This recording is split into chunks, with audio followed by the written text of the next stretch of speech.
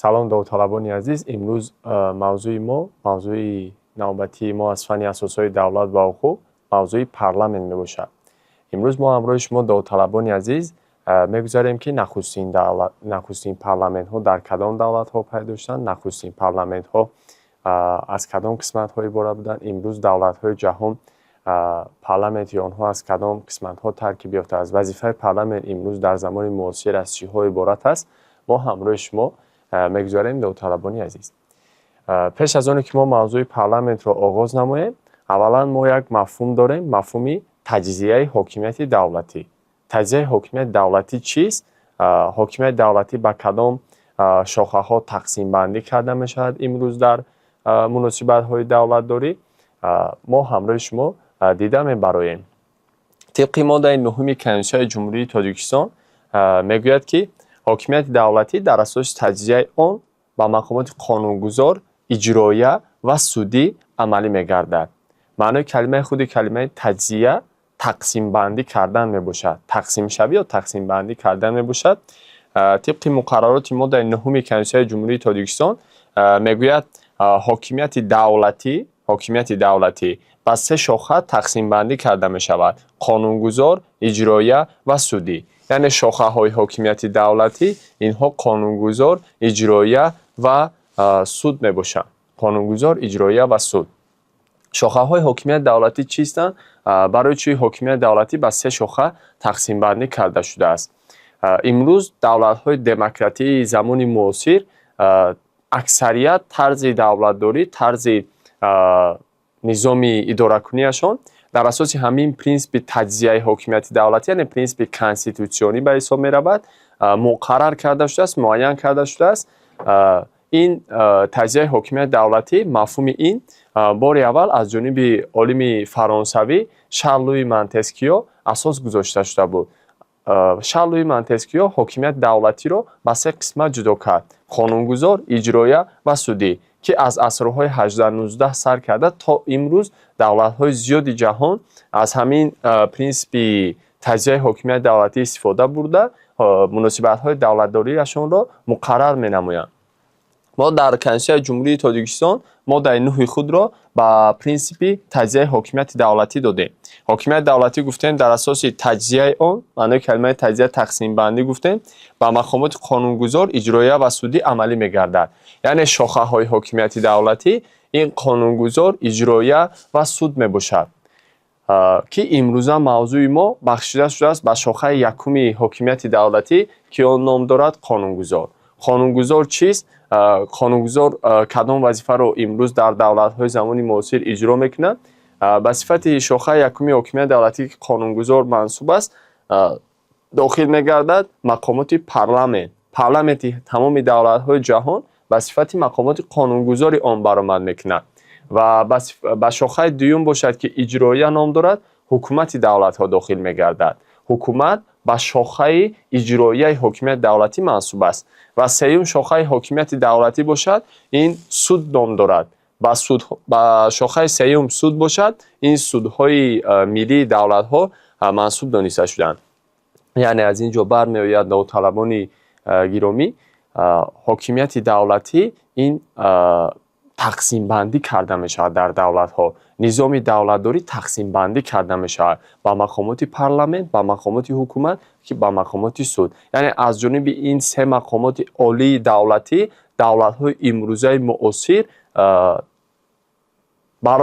اداره کنیشان براه مانده شده است و در اساس 3 مقامات عالی دولتی که گفته نام دارد پارلمان، حکومت، سودها. قانونگذار به صفت شاخه قانونگذار کدام مقامات در دولت ها برآمد میکند؟ پارلمان.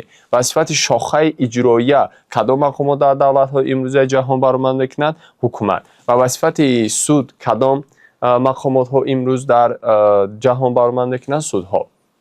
یعنی شاخه های حاکمیت دولتی از 3 عدد عبارت هستند: قانونگذار، اجراییه و سود. قانونگذار پارلمان، اجراییه حکومت و سود باشد خودی همان سودها داخل میشن.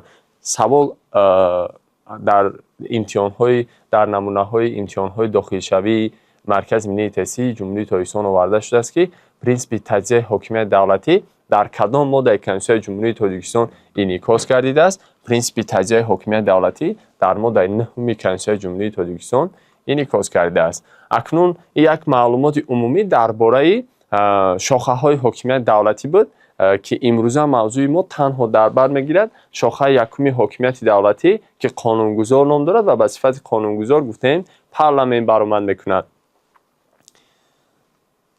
мавзӯи имрӯзаи мо ба парлламент бахшида шудааст. Парлламент кай пайдо шуд? Парлламент чист? Вазифаи парлламент аз чиҳо иборат аст? Парлламент дар давлатҳои гуногуни олам кадом номҳоро дорад? Имрӯза мавзӯи мо мебошад. Парлламент дар куҷо пайдо шуд? Парлламент хиди калимаи парлламент чист? Аз кадом забон гирифта шудааст? Парлламент мегӯяд аз калимаи англисӣ гирифта шуда, маънояш гуфтугӯ, суханронӣ кардан аст. маънои худи калимаи парлламент гуфтугӯ суханронӣ кардан аст, аз калимаи англисӣ гирифта шудааст.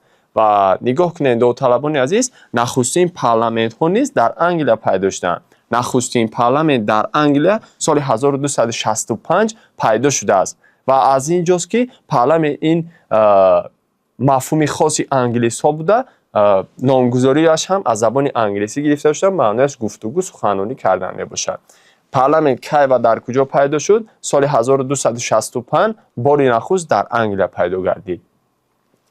Парлламентҳо мегӯям имрӯза парлламентҳое ки дар ҷаҳон ҳастанд, имрӯза парлламентҳое ки дар давлатҳои ҷаҳони имрӯза мушоҳид мешаванд, сохтори онҳо ба ду гурӯҳ ҷудо мешавад.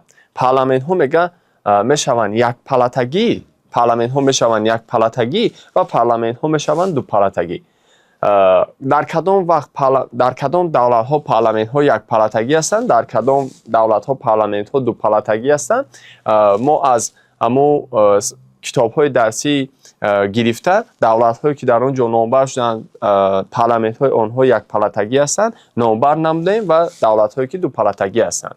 Кадом давлатҳо парлламенти онҳо аз якпалатагӣ иборат аст? Маҷористон, Финляндия, Дания, Полша. яъне парлламенти Маҷористон, Финляндия, Дания, Полша дар дохили худ танҳо як палата дорад.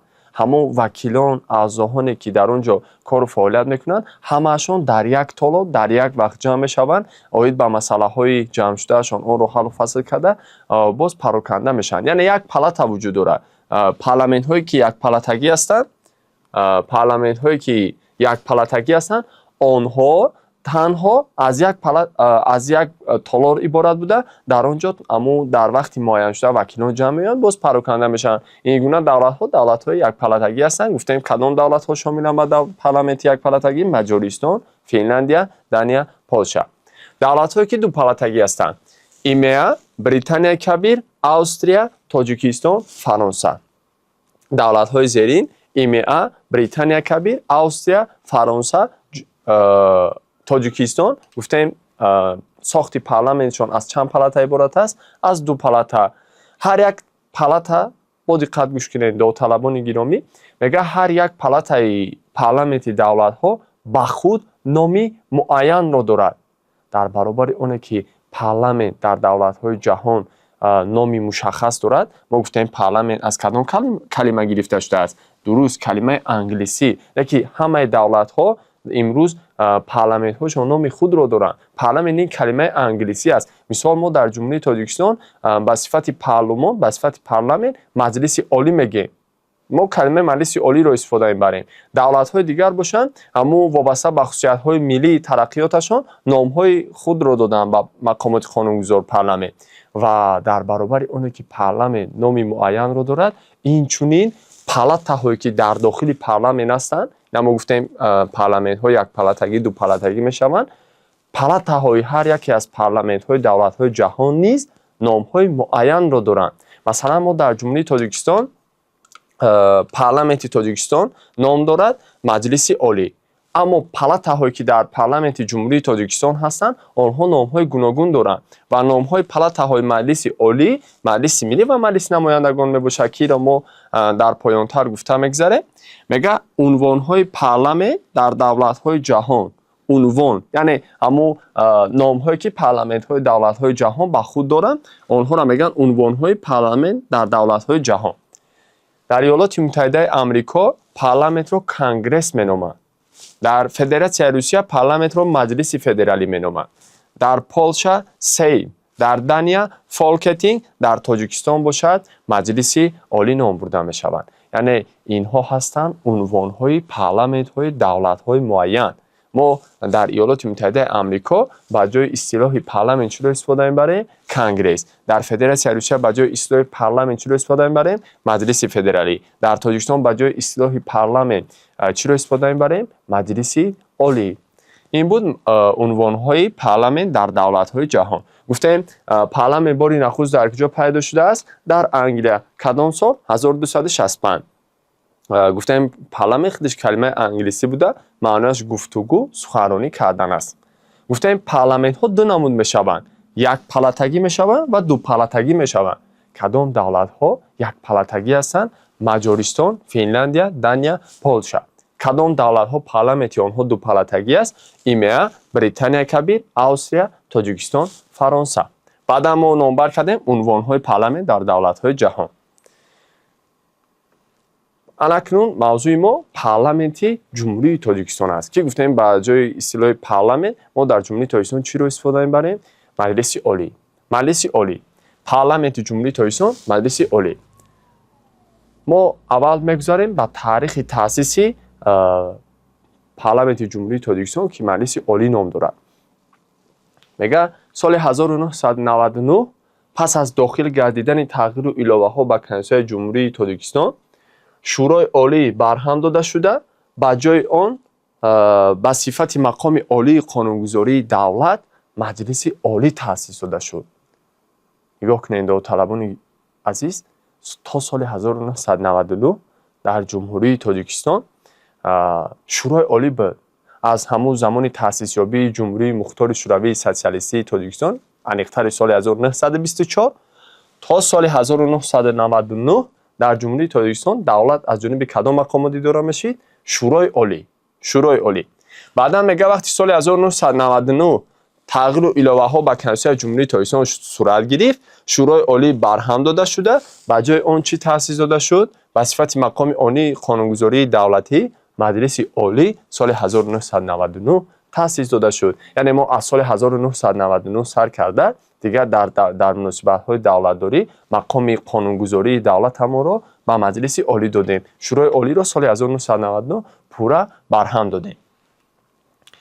مجلس عالی سال 2000 انتخابات نخستین خود را برگزار کرد. چگونه؟ ما سال 1999 شورای عالی را رسما برهم دادیم و رسما در کنسول جمهوری تاجیکستان سال 1999 مفهوم مجلس عالی را استفاده بردیم. یعنی گفتیم باب سوم کنسول جمهوری تاجیکستان مجلس عالی نام دارد، دیگر من بعد مقام عالی قانونگذاری دولتی به مجلس عالی تعلق دارد. و سال 2000 باشه مجلس عالی سال 2000 انتخابات نخستین خود را برگزار کرد که این حادثه مهم سیاسی در تاریخ دولتداری نوین ما به حساب می رفت.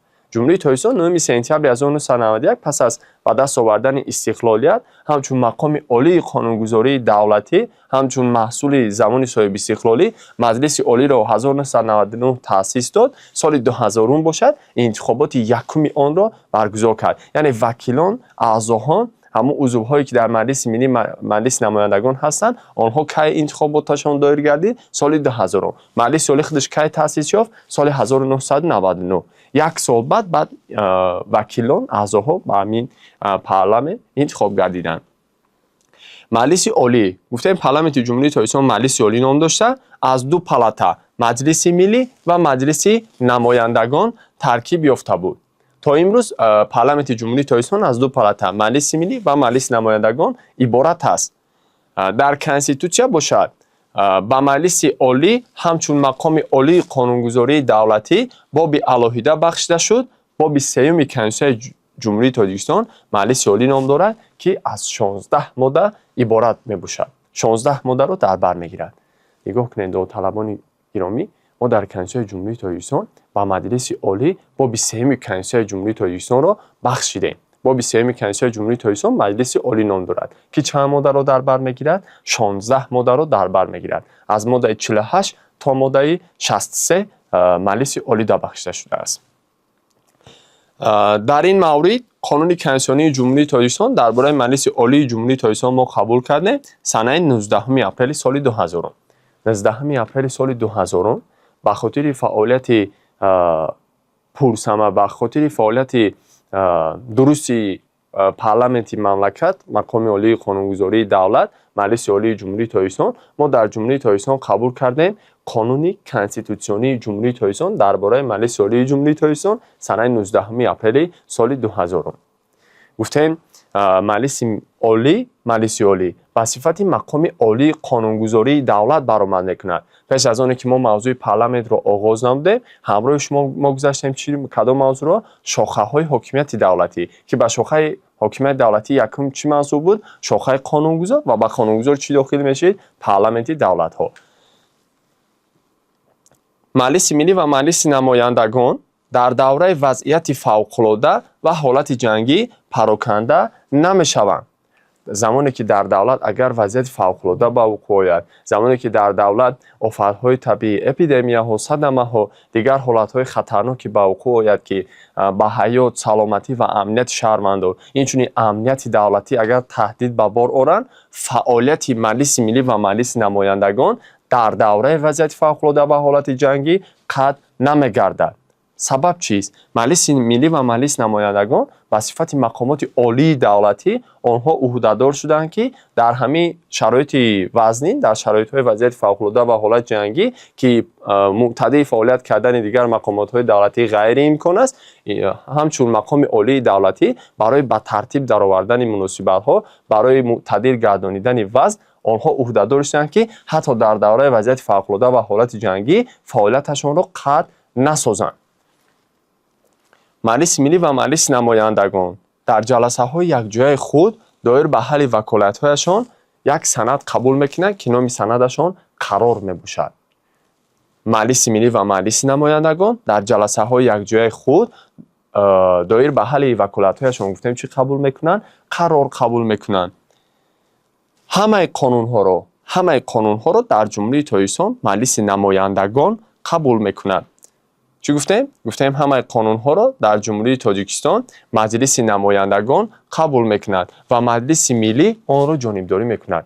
یک نمون در جمهوری تاجیکستان داوطلبان گرامی 1001 قانون داریم.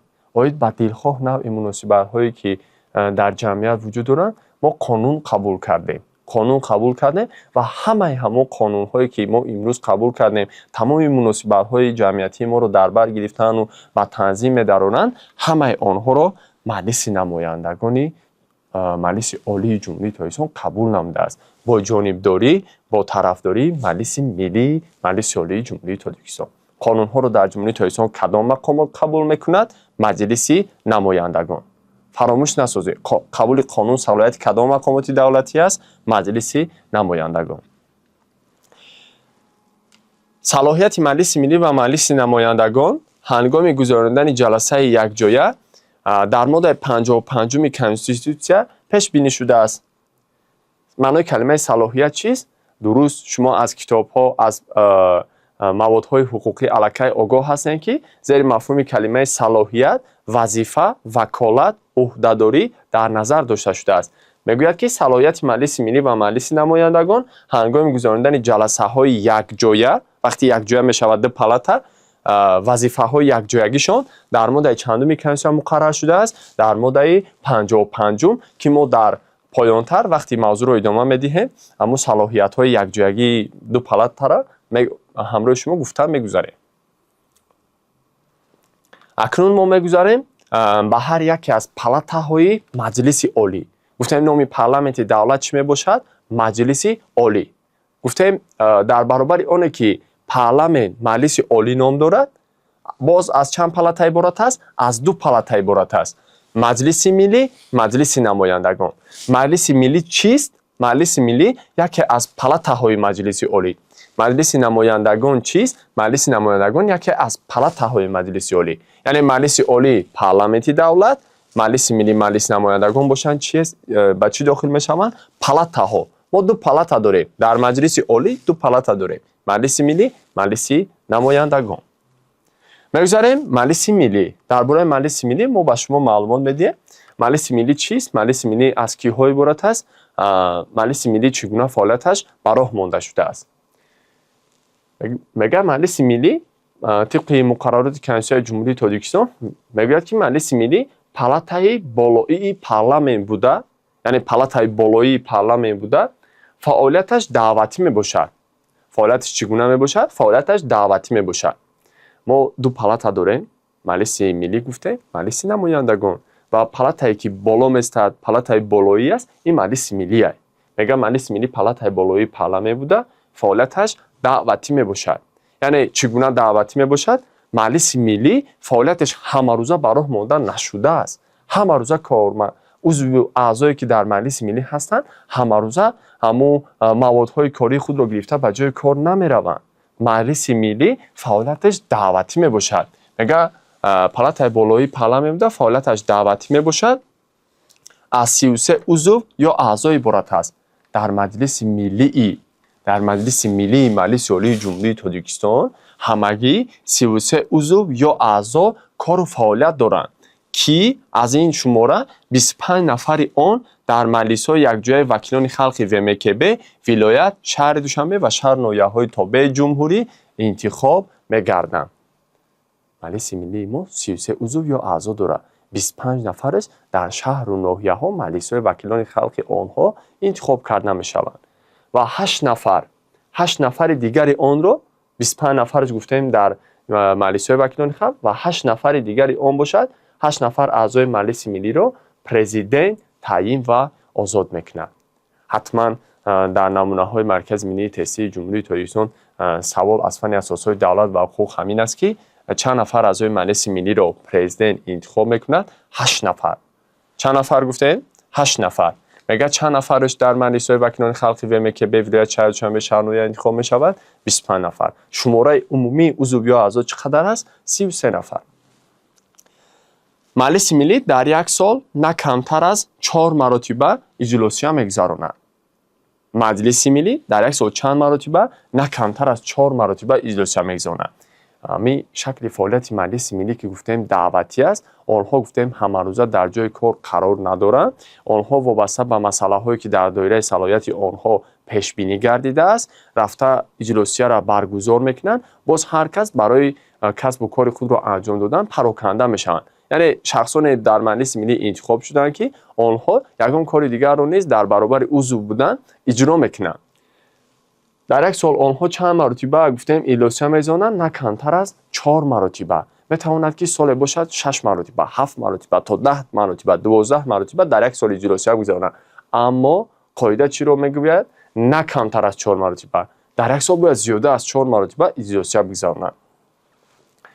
дигар хусусияте ки маҷлиси миллӣ дар бар гирифтааст, мегӯяд иҷлосияи якуми онро президент даъват мекунад ва узв ё аъзои синни солаш калонтарин мекушояд, оғоз мекунад.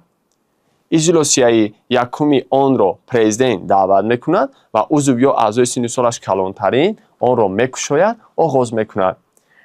нигоҳ кунем ки вақти соли 2000 мо гуфтем интихоботи якуми маҷлиси миллӣ, маҷлиси намояндагон баргузор гардид. ҳамун иҷлосияи якумшона бори аввал интихоб шуданд. ҳоло дар байни онҳо ягон нафар ба мансаби раис, ҳоло дар байни онҳо ягон нафар ба мансаби муовини палата интихоб нагардиданд. ҳоли ба иҷлосияи якумшон бояд баргузор гардад. иҷлосияи якуми палатаҳои парламента ки даъват мекунад? Президенти Ҷумҳурии Тоҷикистон.